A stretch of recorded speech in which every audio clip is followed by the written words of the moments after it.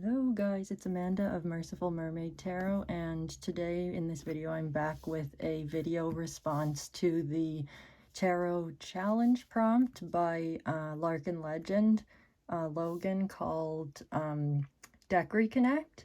And basically with this particular prompt, what we're doing is sharing decks that we would like to reconnect with this year, maybe decks that haven't gotten enough love or that we haven't used very much in forever.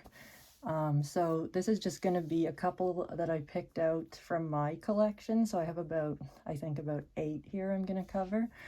And so these are decks that I bought and was initially pretty excited about adding to my collection, but then I either haven't used them very much or at all in a reading, so this first one here, which is the Yggdrasil Norse Divination cards. I bought this one I think like 2 years ago, and so this is the box set, and it comes with, I can't remember how many cards, I can't even remember how many cards they said are in it, but let's see. So I'm gonna just move that there. And so this is the first deck I'm going to be talking about. So this is pretty much the only black and white deck I have, I'm pretty sure. So these are the cards here. I'm going to try not to get too much glare, but they are, these are Norse gods and giants and basically the inhabitants of the 9 realms. So this is sort of what the artwork looks like. And I just realized after purchasing this, it's a beautiful deck. Like I can't complain really, but I'm more into, I really like color in my artwork. I'm not really a huge like black and white art fan. But this is one I want to work with more because I've recently been looking into Norse, Viking, history, heritage, cosmology and mythology, things like that. And so the guidebook that comes with this is pretty good too. It gives a fairly detailed description of who the figures on the cards are and what their stories are. Okay, so that's just a bit of a flip through there. So that's the back of the cards. Actually pretty cool design. Yeah, I think it's a great deck, don't get me wrong. I just found I haven't reached for it, and I think part of it is also because I find with decks that come in these like giant, this box isn't too big compared to some others I have, but that come in these bigger boxes, I find I have to, they make their way towards the bottom of the drawer, and then the smaller ones stack on top, so I end up not reaching for them as much. And the guidebook again is like a black and white guidebook. This describes number 1 is back here. So the world of the gods, the world of the dead, the light elves, the dark elves, the world of humans, the world of ice, giants, dwarfs, and fire. So it goes into so there's the world of the gods, and then we get into about a page or so worth of information on the various inhabitants of the 9 worlds. So I researched it prior to what it was all about prior to ordering it, so there was no surprises there or whatever. It's just something, like I said, I haven't reached for that often. So that's the first deck. Let's see. So the second deck, again, and this is partly related to the first one because, again, it's getting into the Norse history and background stuff. So the Runic Tarot, this was one that I bought, I think, early last year and did not, again, it's like, you're going to notice that a lot of these decks I haven't reached for in a while come in these giant boxes, right? These giant magnetic boxes like this. They have the ribbon to pull the booklet out. And then the cards sit inside this kind of, I sometimes just would like a good regular board box, or like a board box would be like one of these where it's literally just a cover that's a little bigger than the deck and the book, and it just lifts off, right? Like that to me is some good packaging, or even a tuck box, because I am not that aggressive with my decks. I'm an overhand shuffler, which means I tend to shuffle like this, basically. I don't rifle shuffle my deck, which is when you split it in half, and then you, I think it's like a, you bend the cards and then kind of do one of these. Like one of these shuffles or whatever, which I'm not very good at doing because I don't use it. It's not something I tend to do. So yeah, this is another deck that I ordered, and then I didn't really get into using it a whole lot. At least not yet. And I think part of that is because I'm not super familiar with the runes, and you can see that the runes are included on, I think, all the major arcana, and the minors have some as well, but there's rune meanings on some of these. I mean, the artwork is fantastic. It's great. So I'm just going to show you a couple of those.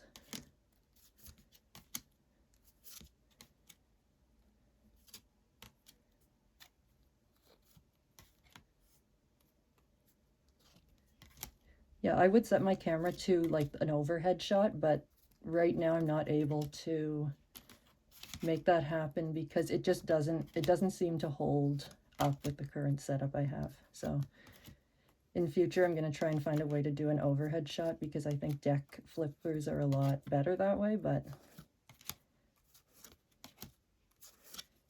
so I think you get the idea of the style of this one.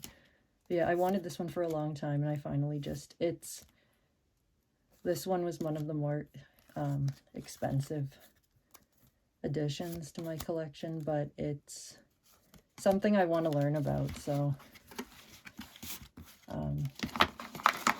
yeah, and the guidebook is like, here, this is a La Scarabeo is the publisher of this one, so you have like the meanings, there's an introduction, there's a bit here on the runes, which I haven't got into yet, in terms of how this book goes through it. We have correspondences. The artwork is really nice, and the book is full color as well. So we get an image description, and then the meanings are included, and then we have keywords and how to interpret the runes with these cards. Then all the major arcana have a full picture there, and then with the minors you just have the description with an occasional picture there. So yeah, I definitely want to be spending more time with that, because I've definitely gotten more interested in the Norse tradition and mythology lately, the last while. Okay, so what's next here? So we have, and then this is another one this is one of the first decks I got. One of my, I think this was my 6th or 7th deck I purchased. So this one I've had for about maybe 5 years now. Yeah, so it comes in, and this one, same thing, as I acquired other decks, it just sort of made its way to the bottom of the pile in the bottom of the stack in the drawer. But same thing, it's like just phenomenal, just this phenomenal art, right?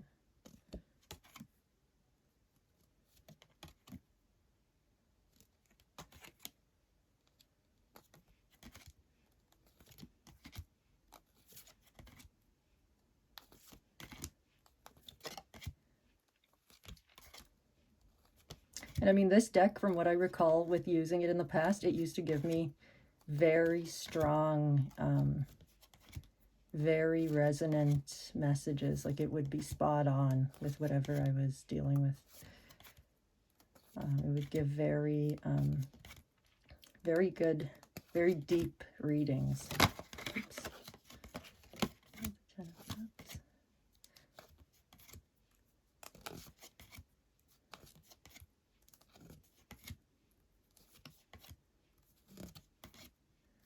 So you get the idea there. I'm just going through a few cards here.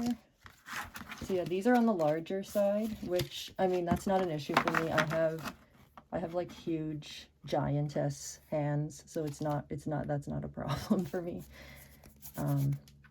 Yeah, it's just a deck I'd like to spend more time, like I would say reconnect with, because I used to use this one for a while quite a bit. It was like the one I would always, for a couple of months, I remember it was the one I would always reach for. So I think I'm going to end up putting all of these in their own drawer to make sure, and keeping them out of the boxes. Maybe transfer some of the ones that like this that don't come with a bag, tarot bag or pouch, just transfer them to pouches that are the correct size to hold them. And let's see, so I've got a, man, this is one that, again, when I first got this one, I was using it a lot. And the tuck box is starting to get a little beaten up because I used to use this one quite a bit. And it's the, it says this is a US Games deck. Standard little white book, which this is actually pretty useful because, like, people often say the little white books are not that useful. This one I think is pretty useful just because it gets into the astrological, being the celestial tarot, the astrological correspondences, and even some of the constellations and what those mean. So, and I got this one because I think I had seen that my cousin had it, and I wanted to learn a bit more about the astrology and tarot correspondence. So that was the motivation. But yeah, I used to use this quite a bit. So, like, we have Jupiter there, and then you'll have like element symbols. There's Sagittarius, you have Jupiter, the wheel in the middle there. And sometimes in the book it will tell you who the figures are as well. Like, so you'll have things here, like it says fixed earth, so you'll have like mutable and cardinal as well represented. So the Hermit as Virgo, the Emperor, and there's a lot of, like, there's the symbol for Mars, for example, the Emperor with the fire, the triangle, and water is a 10 of Cups being a water card. So there's a lot to look at when you first get this deck and so on, that I find with readings, I would enjoy reading this, but it would take me a bit of extra time to process, kind of look for different layers of meaning and different things. Like, every time you use this deck, different things will jump out at you. And but I enjoyed it, and I'd like to use this more, because it's, I mean, the artwork is interesting. Capricorn is the Devil. Pisces is the Moon card, so Cancer is the Chariot. See, we have Mutable Earth, Prince of Pentacles. Summer, the season, as the Princess of Wands. Pluto as the Judgment card. Sagittarius is Temperance. Mercury is the Magician. And the Sun, of course, represented by the Sun, mutable air. Lupus is the Two of Swords, so Lupus, and represented by the wolf.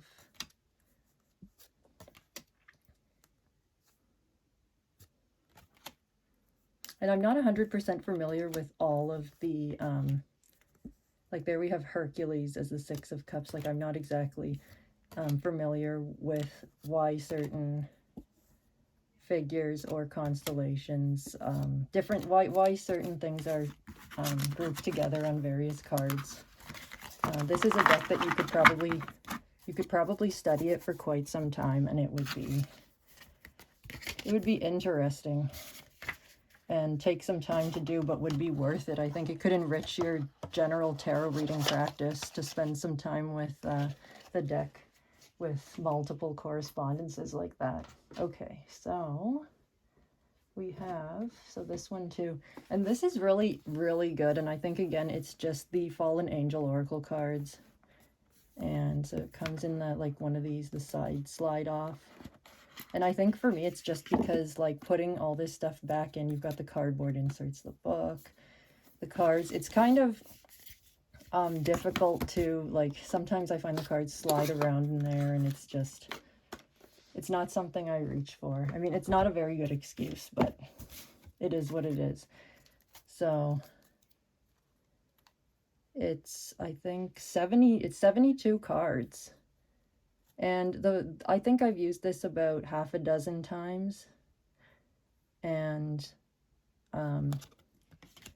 yeah, it's a great deck. I'm like, honestly, I don't know why I don't just make the effort to get it out and use it more often, because it's really great paired with tarot too, in terms of the themes that come up. Like, you have different keywords, like you have the fallen angel name, and then the keywords, so things like refreshment, wisdom, empathy, entitlement, honesty, adventure, revolution, upheaval, celebration, choice, success, conflict, discovery, upheaval, that's interesting, command, vision, diplomacy, misfortune, leadership, moderation, mystery, secrecy, take advice,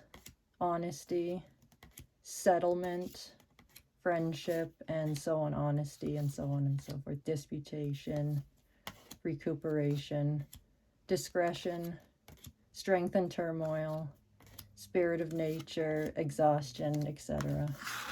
Just thought I'd show you, you know, a fair number, quite a few of those, just to get the idea. And the guidebook is pretty cool. It has, you know, an introduction on what the cards are all about, origins of the cards,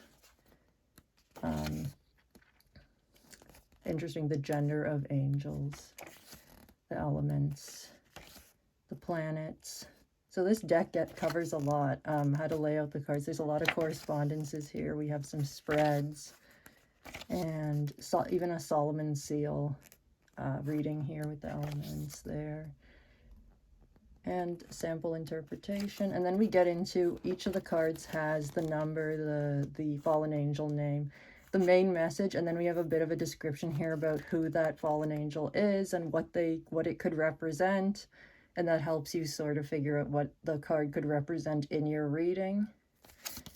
So it's a great set. Like, I need to get this out more often and just work with it, because it was a great companion to any tarot deck, and I could see this being a great deck to use as, like, for self-development work and things like that. Like, anything where you're exploring sort of things within yourself or others that are more difficult to look at. Okay, so the next one I have is, okay, the True Heart Intuitive Tarot. And again, this one, I don't think I have maybe another deck that comes in a box like this. It's like this sort of fold out cardboard book thing. It comes with a really nice guidebook. I believe it is it colored, or it's black and white, but it's a nice, you know, glossy print. And what they did was they put the cards in like 2 stacks in the box to fit it all in, which I'm not really a fan of, because the cards on top, no matter what, always slide all over the place. And yeah, but so there's the design on the back. And this is, it's funny, it's a thinner cardstock, but yet it's very strong. It like snaps back nicely. So I'm gonna go, again, just go through a couple of these just to give you an idea of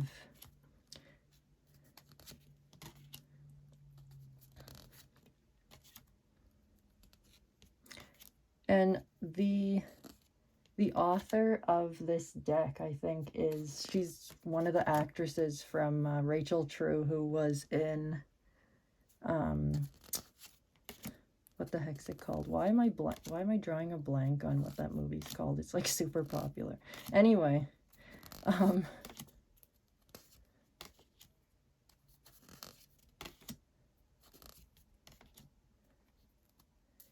okay, like I'm like drawing a blank on what the movie is, but like I'm gonna be 37 soon. Give me a break. Like I'm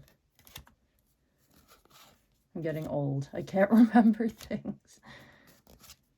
Yeah, if anybody knows before, if I don't remember by the end of this video, just comment below. It's like that movie with the 4 girls who did witchcraft and like got back at all their classmates and stuff. Yeah, the black actress Rachel True. This is her deck. And it's really pretty, and it's just nice. I don't know why again, I think it's just the packaging it comes in that I don't always reach for it. It's one of the, just for the sake of space, it's one of the decks that ended up on sort of the bottom of my pile of like the way I stack my decks in the drawer, right? Sometimes things just end up at the bottom, and yeah, gotta get it out more. So this is one I'm gonna be using more for sure, because I mean, when I first saw this deck, I was like, that art style isn't really like my thing or whatever, but for some reason, I felt different about this one. I just really liked it. And so it's just, you know, the usual. This book, though, she goes into a lot of detail about, I think, certain things she has experienced in relation to these cards. So it's actually more interesting in that sense. Like that, where I haven't seen very many decks do that. So you have like high vibe and low vibe descriptions for each card. It's a cool little book. I remember I had read a couple sections of it. So what's next? I'm gonna try to keep this video under half an hour. I don't know if that's gonna happen. Anyway, the next one I have is the Queer Tarot, which I picked up, I believe, last November. So this is the design of this is really fantastic. So it comes with this really cool, and the thing that I like, though, that you can, there's a tuck box within the larger box, so that going forward should be easier to work with, because I can just stick this on my shelf. So it's, the guidebook is really, I mean, look at that. That's cool. That is so cool. I think I first saw Lee of the Thinking Mystic with this deck, and I was like, okay, yeah, the colors are, I mean, look at how cool this is, right? Look at the colors of those pages, and you get like just fantastic design work. It's a neat little book. It gets into reverse, upright meetings, things to consider. You get some keywords there, and I think there's different spreads at the beginning, information about the artwork, and also the people in the artwork, because I believe these are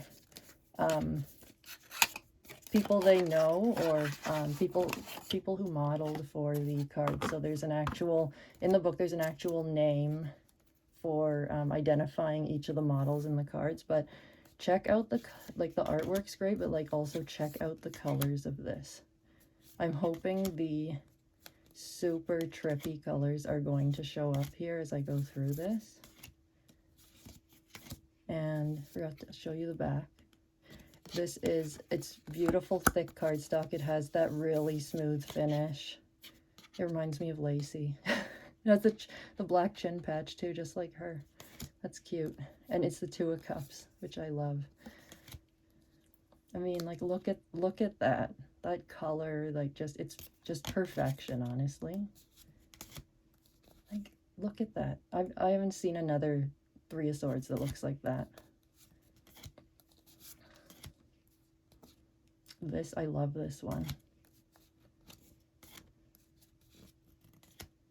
Love this.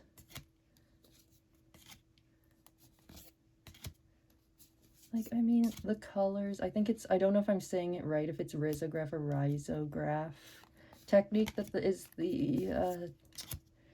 the medium used for this. They talk about it in the book, I think I'm saying it correctly. But I mean, look at, oh, eye candy forever. Get that.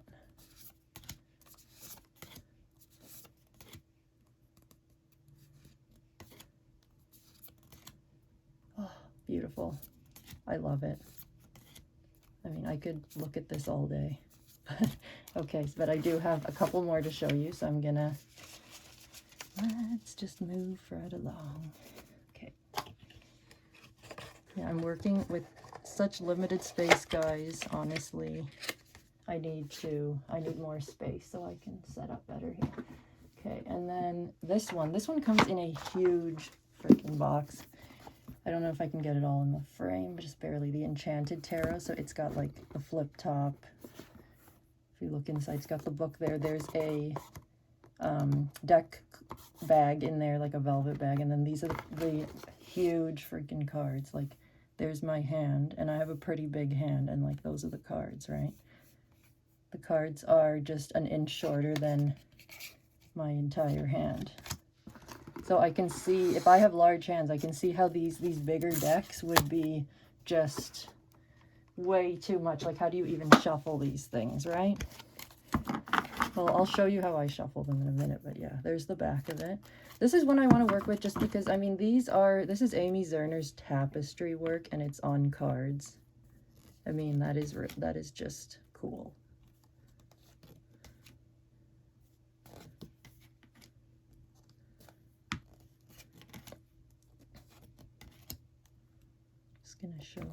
I'm just gonna go through them and show you a bunch of them.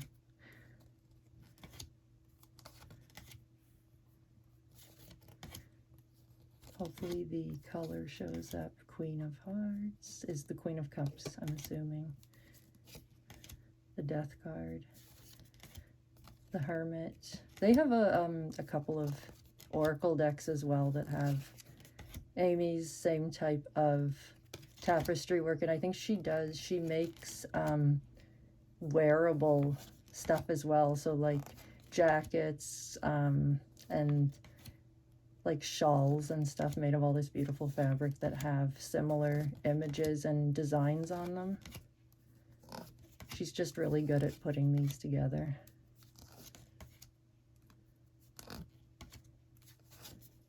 And I think this is the 25th anniversary edition, so I believe there was a previous edition of this deck, but just without these colored borders. So the majors are purple, air is blue, wands are yellow, and then we have pink for cups and green for pentacles. And I like it. It works for me. Yeah, they're just huge cards. I think I hear a lot of people complaining about really huge cards. So how do you shuffle them? What am I supposed to do? So this is what I do. Even though I have huge giant hands, I kind of just sift on top and kind of a few underneath, few on top, few underneath, and just like that. And that, usually doing that a couple of times will shuffle them fairly well. But yeah, larger cards are definitely harder to shuffle. Okay, and so this is going to be the last deck in this video. There were a whole pile of other ones I wanted to pull out and show you guys, but I don't want this video running too long. Like, definitely don't want like an hour-long video. So this deck I got just a couple of days ago at a local place downtown from me. The Llewellyn Tarot by Anna Marie Ferguson. So this is a Llewellyn, obviously, as the name says, Llewellyn publication. It's in one of these giant boxes again, which I think that's going to be a thing with decks for a while. It has the pull-out feature again with this, you know, it sits in the box. Not a fan, guys, not a fan. But this deck is beautiful. It comes with, I mean, this is a pretty standard, just black and white printed guidebook. And from what I've been reading so far, it seems pretty good. We get into, you know, I think this is a Welsh, based on Welsh mythology and culture from what I've read so far. So we're just gonna go through again, have a look at these. I think I saw, I first saw Scorched Earth Tarot, I think it's Carrie is her name, using this deck, and I was like, oh wow. I hadn't actually seen it around much previously. And I don't know what it was, but like, especially the majors, like if you look at this looks to me to be like watercolor. I kind of got like just a little bit like almost like emotional, like how beautiful this was, and I wasn't expecting that at all. I was just like, I guess it just reminds me almost of, like, it has a bit of a Lord of the Rings feel to it as well, and I'm totally into those movies. I don't know, it's just something about the watercolor that really make like the beautiful technique on the sky, and just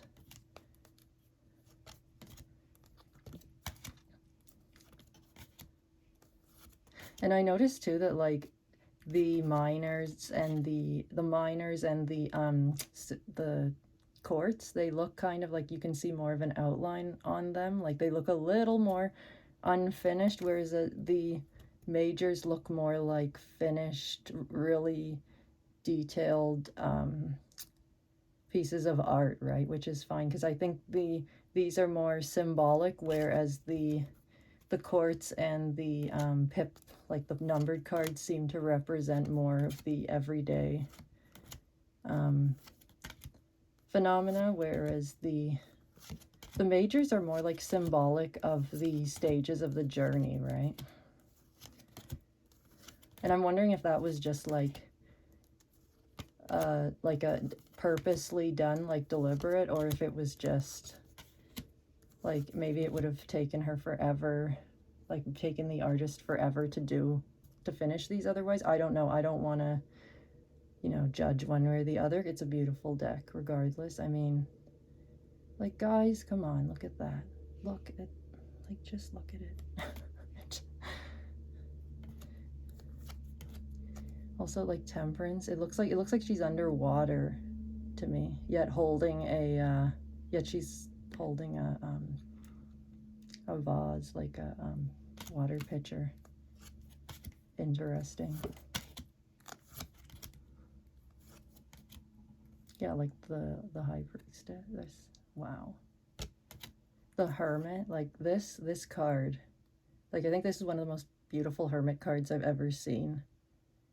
It's definitely got like almost like Gandalf, Odin vibes, for sure. Kind of like,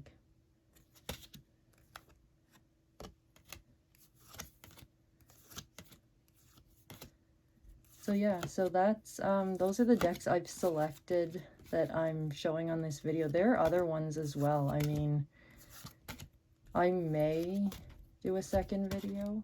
I'll see, but so these are the top ones, like the ones I mainly want to be getting out and working with. This one because I just recently got it, and I'd say also probably I've been using the Wild Unknown Tarot more as well, because that was one that, I mean, I heard a lot about it, about people saying that it was just a deck they connected to really strongly, and so I was never really drawn to the artwork in that one, but I wanted to see what all the, like, what is all this fuss about? Let's find out. And I do find it to be a very eerily resonant deck, actually, so far. So that is everything for now. So thank you very much for watching, and yes, so Logan, thank you for creating this prompt. I know it's been, I think it's over a month since I saw your video, and I said, yeah, I'm gonna do a response to that, but I finally was able to get around to it. So yep, oops, shaking the camera there. So yeah, that's it for now, and thanks for watching. I'll be back with another video soon. I'm gonna be at some point getting into videos about how I do my journaling, my grimoire, and how I decorate the pages and how I'm putting all that together. I actually make my own stamps from rubber as well. I carve them. And so I'm going to show you how that all comes together and how my journaling process works and so on, because I noticed that that's something people have been sharing a lot in the tarot community, so I'm going to be doing something with that as well. So thanks guys for watching, and I'll see you in the next video. Take care.